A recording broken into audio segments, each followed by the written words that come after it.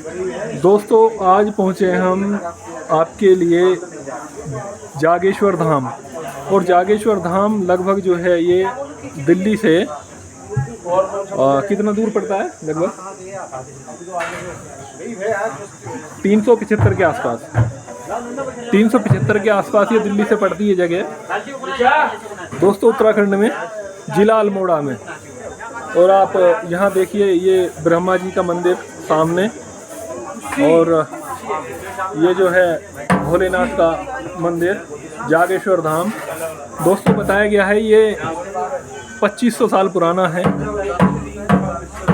जो है। और 2500 साल पुराना होने के बाद यहाँ की छटा जो है एक अनोखी है। और ऐसा भी कहते हैं कि यहाँ जो श्रद्धालु सच्चे मन से आते हैं वो जो भी मांगते हैं वो इच्छा ज़रूर 15-20 दिन के अंदर अंदर पूरी हो जाती है। ये आप देखिए, आइए मैं लेके चलता हूँ आगे आपको।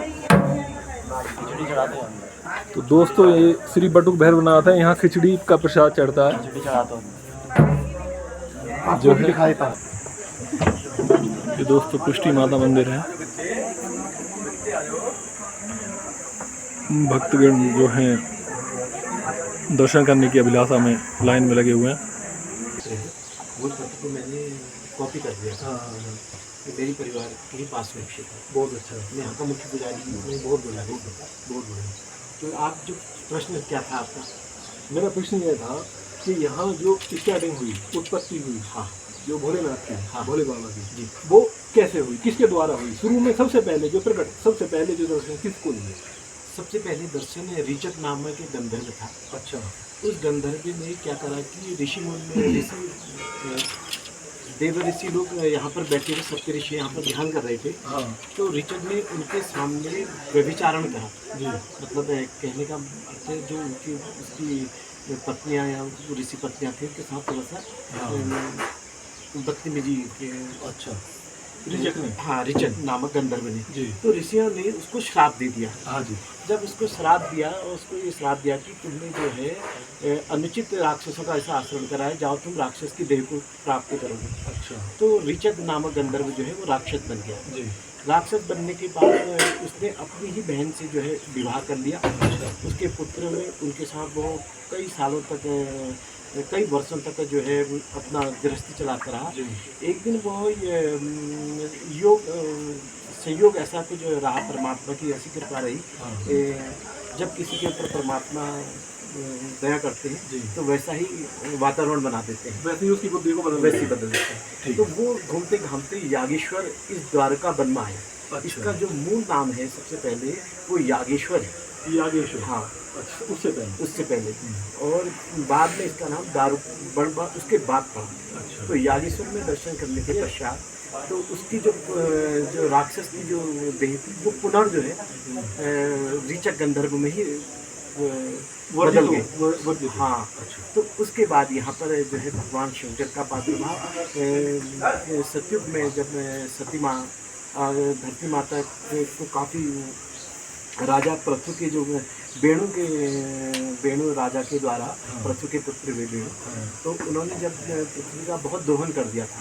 तो दोहन करने के बाद जब पृथ्वी माँ को बहुत ज़्यादा कष्ट हो पड़ा, तो वो जो है ब्रह्मा जी के पास जा गई। तो ब्रह्मा जी उनको शंकर भगवान जी और विष्णु जी के पास ले गए।